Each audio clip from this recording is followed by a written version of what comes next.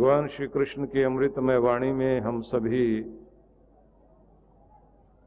चिंतन मनन करते करते आज जिस बिंदु तक पहुंचे हैं, भगवान ने कहा था कि एकांत वास करना, अकेले होना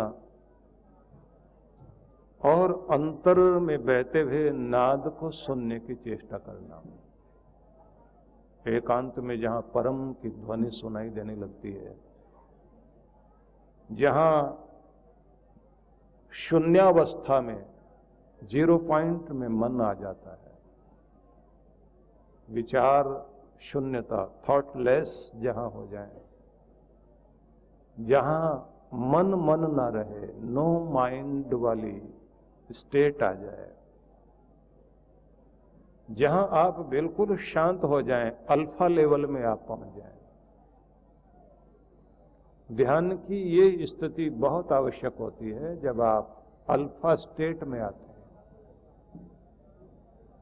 मस्तिष्क की तरंगों को नापने के लिए ईईजी मशीन से तरंगों को नापा जाता है। जैसे हार्ट के लिए ईसीजी होती है, तो उसमें मुख्य तौर से 4 स्टेट कहलाती हैं, जिनमें एक स्टेट है अल्फा स्टेट। वह स्टेट होती है जब आप बिल्कुल जागरूक तो होते हैं लेकिन शांत होते हैं, इतने शांत तो कोई प्रेशर नहीं है आपके ऊपर, दबाव नहीं है, निर्भर अवस्था। वहां से प्रेम की, दया की तरंगें प्रकट होने लगती हैं। और वहीं उसी स्थिति में यदि आप प्रभु के प्रेम में उसकी कृपाओं को याद करते हुए ध्यानस्थ हो जाएं, तब आपके जीवन में एक अलग तरह का चमत्कार घटता है। तब दुनिया से संबंध कट जाता, दुनिया के मालिक से रिश्ता जुड़ने लगता है। तब वो बोलता है हृदय में, तब आपके अंदर उसकी गूंज सुनाई देती है। बहुत बार लगता है कि इस जगह पहुंचना तो बहुत मुश्किल बात है कि आदमी अपने आप को निर्विचार कर सके, इतना शांत हो सके। अपनी उद्विग्नता पर काबू पाना चाहिए हम सबको। ये जो बेचैनी है, इरिटेशन है, ये जो व्याकुलता रहती है, मतलब खीज, इरिटेट होना और फिर दूसरों को इरिटेट करना, खुद की चंचलता पर काबू पाना, संतुलित होना, बैलेंस बनाना, सहज बनकर रहना। लेकिन ये ध्यान रखना कि जब आप ध्यान में बैठते हैं तो उदास होकर नहीं बैठना। कृपाओं को याद करते हुए आनंद में आए, और आपको लगना चाहिए कि मैं आनंद में हूं और आनंद की ओर जा रहा हूं, मैं सौभाग्यशाली हूं और परम सौभाग्य की ओर जा रहा हूं। और आपको यह महसूस होना चाहिए कि मैं कृपा क्षेत्र में हूं, जहां कृपाएं बरसती हैं, क्योंकि उस जगह आ गया हूं जहां परमात्मा का धाम है। भले ही वो घर का आपका एक कोना है जहां आप बैठे हुए हैं। आप जिस तरह का माहौल बना लेते हैं, उस तरह की शक्तियां आपके आसपास आने लगती हैं। जिस तरह के आप मन स्थिति में रहते हैं, उस तरह के लोग, उस तरह के सारी आसुरी शक्ति, अगर नेगेटिविटी आपके अंदर है तो वो आसुरी चीजें आने लग जाएंगी। पूरे ब्रह्मांड में वो सब कुछ है जिसका आप चुंबक बने हुए हैं, ये ध्यान रख लेना। आप पूरे मैग्नेट हैं और एक मैग्नेटिक फील्ड आपके आसपास चारों तरफ रहती है, चुंबकीय क्षेत्र, जिसमें आप कुछ खींच रहे होते हैं अपनी तरफ। उदास आदमी उदासी अपनी तरफ खींचता है, गुस्से वाला गुस्से वाली चीजें खींचेगा अपने पास, उसे ज्यादा गुस्सा आएगा और गुस्सा। तनाव वाला तनाव वाली चीजें खींचने लग जाएगा, उसे तनाव में डालने वाले, टेंशन में डालने वाले कारण चारों तरफ आएंगे अपने आप, क्योंकि वो अपने आसपास उस सब चीजों को इकट्ठा कर रहा है। हंसने का कारण ढूंढने वाले लोगों को चारों तरफ से हंसने वाली बातें दिखाई दे रही होती है। वो तो अखबार भी पढ़ेंगे तो ऊपर नीचे की हेडलाइन जोड़ लेंगे और उसी से हंसने लग जाएंगे।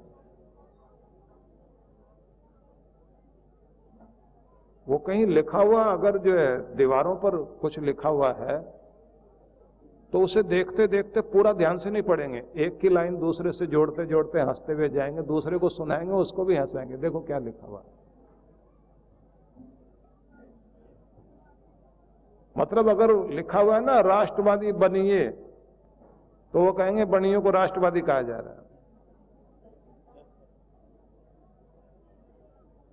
मतलब सोचने का ढंग ही हंसने वाला होगा,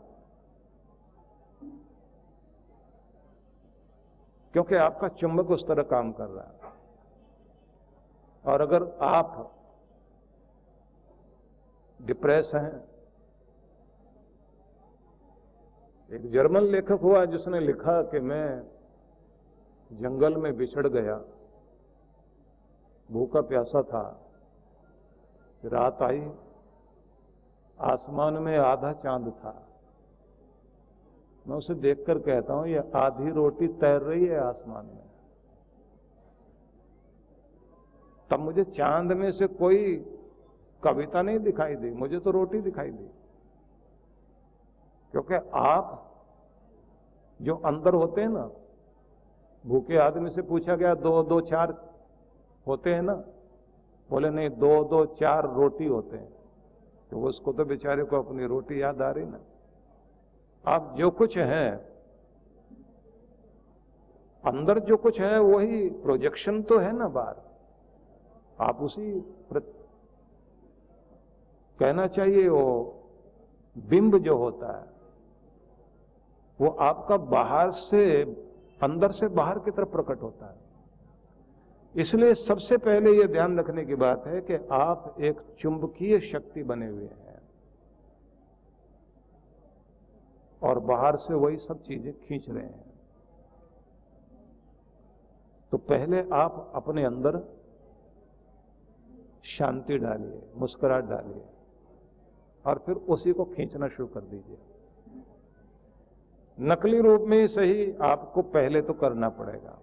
आप खुश रहिए, आनंदित हो जाइए, भगवान के गोद में बैठे बहुत आनंदित होकर, बड़ी कृपा मेरे प्रभु की, बहुत आनंदित हूं। और मन कहेगा झूठ बोल रहे हो, बहुत दुखी आदमी है,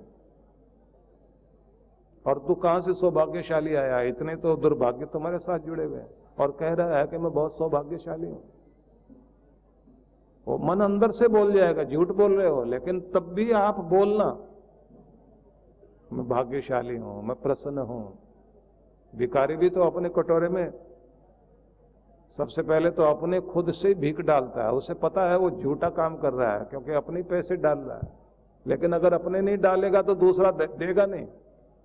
नल में से पानी लेना ना अपने हैंडपंप में से, तो पानी नीचे से नहीं आ रहा है तो सूख गया हैंडपंप, और 2 बाल्टी अपने डालनी पड़ेंगी। पहले अपनी डाली तो उसके बाद में वो आपने जो डाला वो तो बाहर आएगा ही आएगा, नीचे वाला भी आएगा। तो पहले अपनी मुस्कुराहट डालिए चेहरे पर, आप अपने आप झूठी ही सही डाले तो सो 2 बाल्टी डालो, उसके बाद में आप देखना फिर परमात्मा अपने आप आपकी जो असली है वो वाली निकाल देगा बाहर।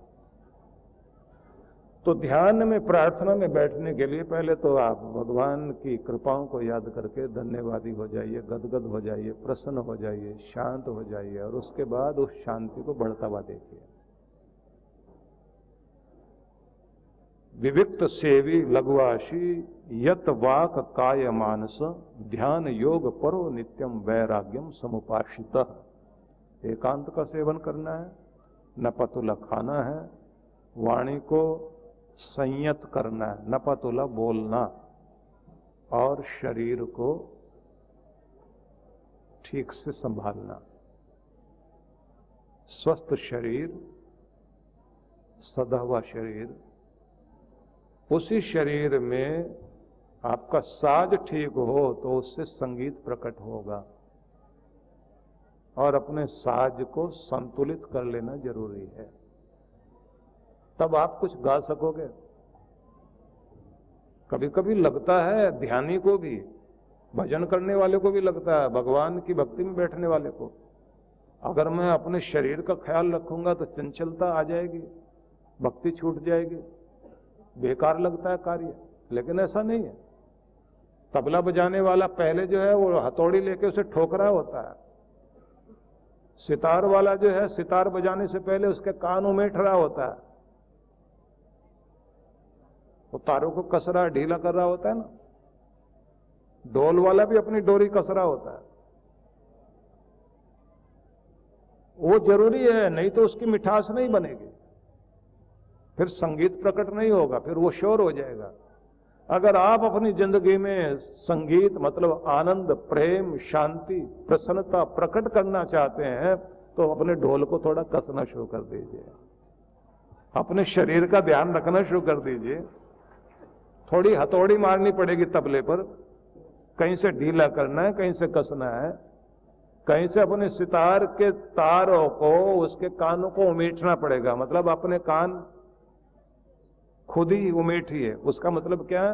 अपनी गलतियां निकालिए, अपने आप पर ध्यान दीजिए। और कभी कभी अपने आप को, अपने कंधों को शाबाशी दें कि तू ये बहुत अच्छा करता है, मैं तेरी तारीफ करता हूं। तो ये सब चाहिए। और फिर आगे भगवान ने कहा काय मानसः, मन को भी थोड़ा संतुलित करना जरूरी है। मूड चेंज होते रहते हैं, तो बहुत मूडी नहीं बनना आपको। जल्दी से अपने बैलेंस में आ जाया करें, जल्दी से ठीक हो जाया करें। रूठ गए तो कई दिनों तक रूठे रहे, ऐसा नहीं है। क्षणों में ही अपने आप को, ठीक है गुस्सा आया गलत बात पर, आप अपने गुस्से का प्रयोग कर लीजिए, लेकिन उसे हानिकारक मत बनाओ। उसे ऐसा मत बनाओ कि वो गुस्सा आपका जो है वो राक्षस हो जाए। क्रोध हो वैवस्वतो राजा, यमराज कहा गया क्रोध को। मौत जो आपके मान को मारती है, आपके इज्जत सम्मान सब पर चोट मारती है ये। तो उतना ठीक है जितना जरूरी है, बस उतना ही जितना आग जो है चूल्हे में जले तो खाना पकाने के काम आ जाए। खाना पकाए उतना ठीक है, खाना जलाए वो भी नहीं चाहिए, और घर जलाए तो वो तो और खराब। तो आपका खाना पका सके इतना क्रोध की आग तो चाहिए। लेकिन अगर वो आपका खाना ही जला दे और खाना खराब कर दे, मतलब घर परिवार ही जला बैठे, और एक बार आदत पड़ गई ना गुस्सा करते रहने की, तो फिर आदत पड़ ही जाएगी, बात बात में गुस्सा करोगे। और कमाल तो ये होता है कि फिर जैसे वेदों में लिखा है कि वो एक पेड़ जिसकी हरियाली सूख गई और उस तरह का हो गया कि कोई पक्षी भी नहीं बैठना चाहता, वो पेड़ कोई और नहीं, वो क्रोधी इंसान है, जिसमें कहीं रस नहीं रहा, हरियाली नहीं रही, हंसना भूल गया, आकर्षण खत्म हो गया उसका, उसके पास कोई आना नहीं चाहेगा, वो अकेला रह जाएगा। कितने बुजुर्ग लोग उम्र के उस पड़ाव तक पहुंच गए लेकिन गुस्सा करना नहीं छोड़ा, अभी तक भी भयंकर गुस्सा करते हैं। एक सज्जन तो हमारे यहां वृद्धाश्रम में लाए गए, बहुत गुस्सेबाज थे और बड़े गुणी आदमी थे, बहुत अच्छे लेखक भी थे वो, पर गुस्सेबाज बहुत थे, बहुत भयंकर गुस्सेबाज थे। जब वहां रहे तो थोड़े दिनों के बाद उनसे जो है उनके आसपास वाले परेशान हो गए। सबने उनको समझा के देखा तो 5 मिनट के लिए असर पड़ता था, उसके बाद में फिर वैसे हो जाए। आखिर में सबने वहां के मैनेजर से कहा कि इसको अब यहां से निकालिए, नहीं तो हमें निकालिए। उन्होंने भी समझा के देखा तो वो आदमी फिर भी ठीक नहीं हुआ। आखिर में उसको मेरे पास भेज दिया उन्होंने।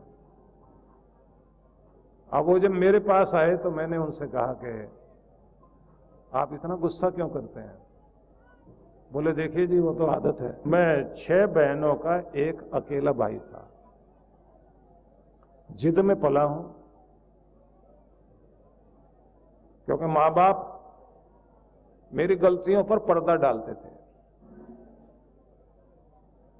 और सब एक साथ बोलते थे, 6 बहनों के बाद एक भाई आया, उसे जीने दोगे तुम लोग? मेरी सारी गलतियों को ढका गया, मेरे गुस्से पर जायज नाजायज को सबने बर्दाश्त किया। बड़े होते होते जब शादी हुई, उसके बाद मेरी पत्नी ने मुझे बर्दाश्त किया, फिर मेरे बच्चों ने बर्दाश्त किया, और जब बहुएं आ गई तो उन्होंने कहा कि आप रहिए इनके साथ, हम नहीं रहेंगे। आखिर में मुझे यहां भेज दिया, अब आप बर्दाश्त कर लीजिए। मैंने कहा क्यों? आप क्यों नहीं चेंज हो सकते? बोले अगर चेंज होना होता अपने घर में ना रहते, फिर यहां क्यों आते हैं, वृद्धाश्रम में क्यों आते हैं?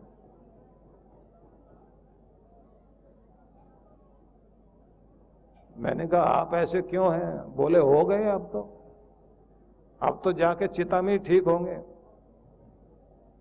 आप बदलने वाले तो है नहीं। हमें बदलने वाले बहुत लोग आए, लेकिन क्या करें, आदत है, थोड़ी देर ठीक रहते हैं, फिर अंदर से प्रकट हो जाता है।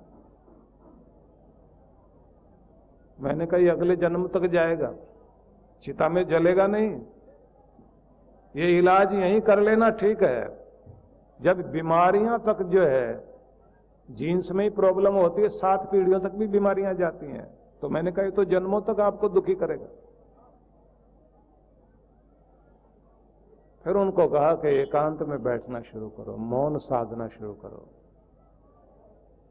और अपनी बात को जो कहना चाहते हो उसे मीठे ढंग से कहकर देखो, और आप शांति दूत बनने की कोशिश करो, क्योंकि आप शांति के मसीहा बनेंगे तो चारों तरफ शांति बिखेरोगे। पराये भी अपने हो जाएंगे अगर आपको ठीक से बोलना आ गया। आपने तो अपनों को पराया कर लिया। बहुत थोड़ा थोड़ा फर्क पड़ा उस आदमी में, पर मैं आपको ये बताना चाहता हूं कि ये हम लोगों के कंडीशनिंग जो की जाती है परिवारों में, वो हमारे पूरी पर्सनैलिटी को ऐसा बना देते हैं जो हम होते नहीं हैं। इसलिए कभी कभी बच्चों को वहां डांटना पड़ेगा आपको जहां वो गलती कर रहे हैं। बच्चों को बचाना होता है, अगर नहीं बचाओगे तो आगे उसकी पत्नी बोलेगी इसके माँ बाप ने इसको पाला कैसे, उन्होंने रखा कैसे। स्कूल कॉलेज वाले तो अपना कोर्स पूरा करेंगे, उनको कोई जिम्मेदारी नहीं लेनी है, जिम्मेदारी माँ बाप को लेनी पड़ेगी। और सबसे बड़ी चीज तो ये, जब आप बड़े हो जाते हैं अपनी जिम्मेदारी तो खुद ही लेनी होती है, अपनी गलतियों में सुधार लाना होता है।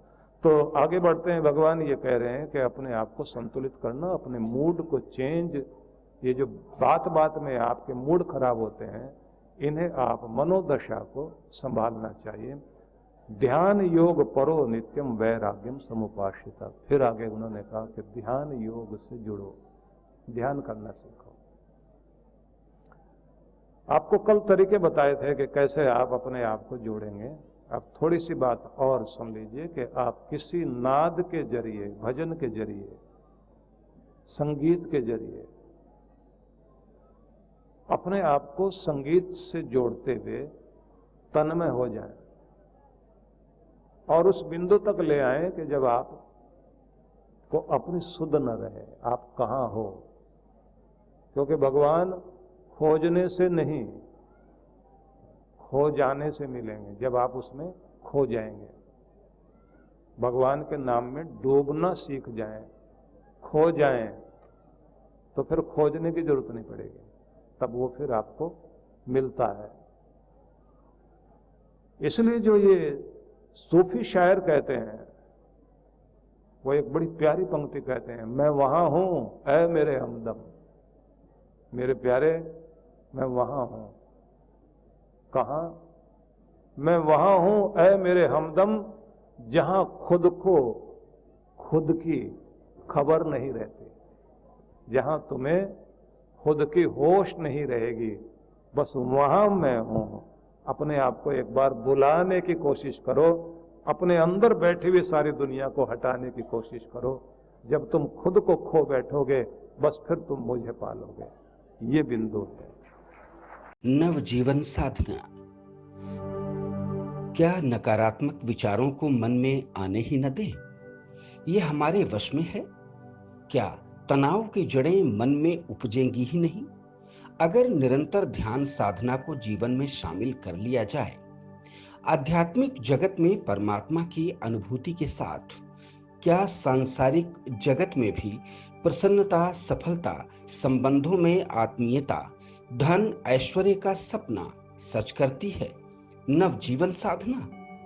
तो इसका जवाब है हाँ। इस कल्पना को साकार रूप देने का संकल्प है गुरुवर श्री सुधांशु जी महाराज व श्रद्धेया अर्चिका दीदी द्वारा भक्तों को ध्यान साधना की एक और अनुपम भेंट, नवजीवन साधना।